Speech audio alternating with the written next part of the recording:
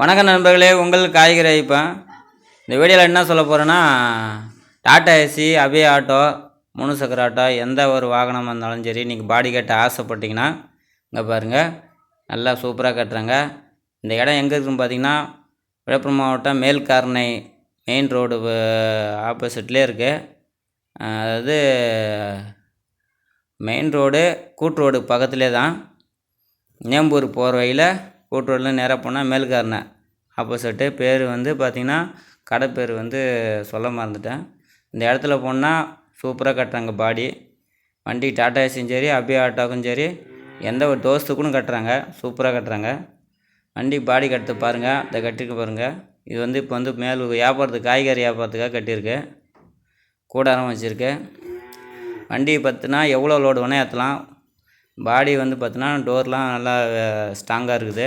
Side box, அதாவது tools வைக்கிற பாக்ஸ்லாம் செஞ்சுருக்காங்க பாருங்கள், அருமையாக இருக்கும்.